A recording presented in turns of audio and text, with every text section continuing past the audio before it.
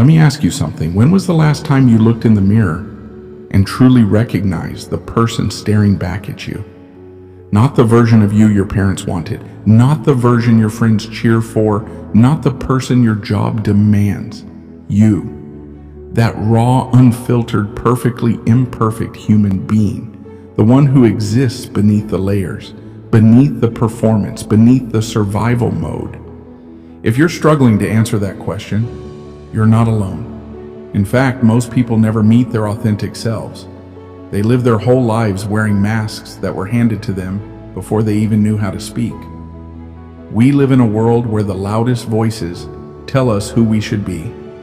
Be successful, be tough, be likable, be quiet, fit in. And so we start shrinking, folding ourselves, silencing our own voice to speak in someone else's language. We dress like them, walk like them, think like them. We start editing our dreams to match their expectations. And somewhere along the way, we disappear. I want to tell you a story. It's about a kid who used to laugh too loud, who asked too many questions, who didn't fit in the mold. This kid was told, "You're too sensitive, you're too intense, you dream too big." So what did he do? He started hiding. He put on a smile that wasn't his. He acted tough even when he was hurting. He played dumb even when he knew the answers. He became invisible. And that kid was me. And maybe that kid was you too. We're taught to perform, to chase applause, to collect trophies, to become what the world loves, even if it means abandoning what we love about ourselves. But here's the truth. Your power is not in who you pretend to be. Your power is in who you actually are. Unpolished, untamed, unapologetically real. But claiming that power, that's the scariest thing you'll ever do. Because to be authentic in a world that rewards imitation is an act of rebellion. Let me be honest with you. The reason most people never live as their authentic selves is because it requires something deeper than talent. It requires courage. Courage to disappoint people. Courage to walk away from what no longer serves you. Courage to be misunderstood, judged, even hated. Because authenticity is not comfortable. It's liberating. But only for those brave enough to endure the discomfort of being real. You see, your authentic self has been whispering to you for years, in the quiet moments, in the gut feelings you ignored, in the creative ideas you buried, in the boundaries you didn't set. It's always been there. But here's the thing, authenticity is not something you find. It's something you remember. You were born whole. You were born with enough. You just forgot because the world taught you to forget. And now your job is simple, to come back home to yourself. In this series, we're going to do something radical.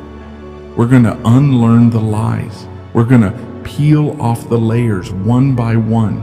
We're going to break the habits of pretending. We're going to meet ourselves in the mirror and say, I see you, I accept you, I love you, and I'm not hiding anymore.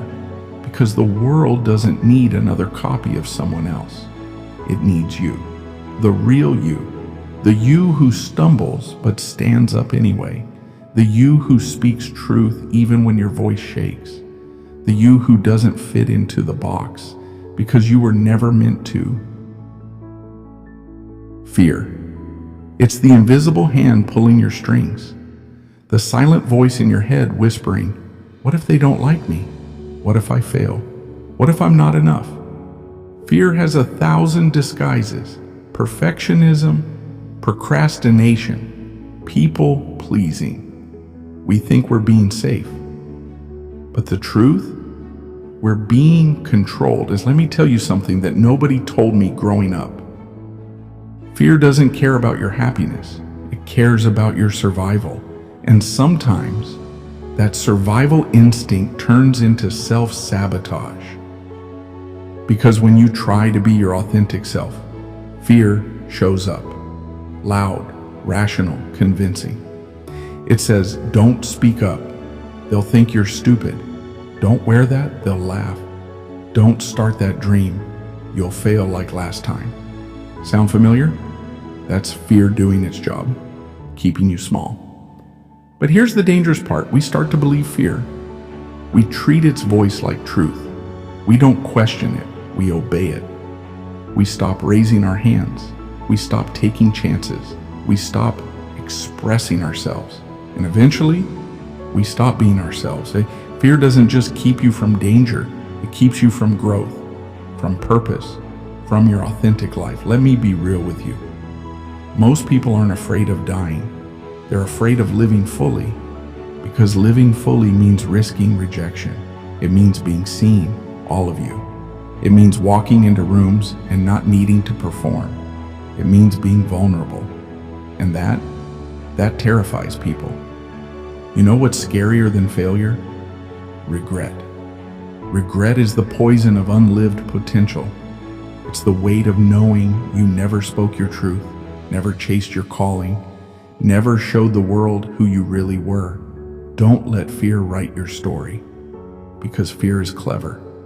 It will give you just enough comfort to keep you quiet. It will feed you just enough validation to keep you dependent. But deep down, you'll feel it. The ache, the disconnect, the emptiness, that's your soul knocking, saying, hey, I'm still here, don't forget me. Let me tell you about a woman I met. She was in her 60s. She had the kindest eyes I've ever seen, but they were tired. We were talking about dreams, and out of nowhere, her eyes welled up. She said, I used to sing. When I was young, I had a voice. I wanted to perform, to record, to tour, but my parents didn't approve. They said it wasn't realistic, so I stopped. I got a job, I got married, I lived a good life. She smiled, but her lips were trembling. I haven't sung in 40 years, she whispered. I think I forgot how. Let that sink in. She didn't lose her voice, she buried it. And fear held the shovel. Don't let that be you. Don't reach the end of your life still wondering what would have happened if you had been brave enough to be yourself. You don't need to be fearless to be authentic. You just need to move through fear. Anyway, because fear doesn't go away, but you get stronger. Courage is not the absence of fear. It's the decision that your truth matters more. Here's the truth you've been avoiding. Some people will leave when you show the real you. Some opportunities will disappear when you stop performing. Some approval will vanish the moment you stop pretending. And that's okay. Because whatever leaves when the fake version of you is gone was never meant for the real you. You're not here to be liked by everyone. You're here to be free. You want to know what real power looks like? It's not money, not status, not a million followers. It's walking into a room and not needing to shrink. It's choosing your peace over their praise. It's being able to say, this is who I am, take it or leave it, and still sleep peacefully at night. That's power, that's freedom, that's authenticity. Let's talk about the enemy within. Not fear, not doubt, but shame. Shame is quieter, sneakier, but more poisonous than anything you've ever faced. Because shame doesn't just say, you made a mistake. Shame says, you are the mistake. Shame tells you that you are too broken to be loved. That if people really knew you, they'd walk away. That your truth is too messy. That your story is too ugly. That who you are is not enough. And so you hide. You build walls. You wear masks. You perform. And the worst part, you start believing the lie. Let me tell you something personal. There was a time in my life when I wouldn't speak up in a room, not because I had nothing to say, but because I believed my voice didn't matter. I had ideas, I had passion, I had fire. But shame whispered, "Stay small, you're not good enough," and I listened for years. And what hurt the most wasn't that people overlooked me. It was that I overlooked myself. I didn't need a jail cell. Shame had already built one inside my mind. But here's what I finally realized. Shame doesn't speak truth. It speaks trauma. It's not your authentic voice. It's your wounded one. It's your past echoing into your present. Every time someone criticized you as a child, every time you failed and were mocked instead of mentored, every time someone made you feel like your uniqueness was a problem to fix, shame took notes. And now it speaks in your own voice, like an invisible ghost that lives inside your thoughts.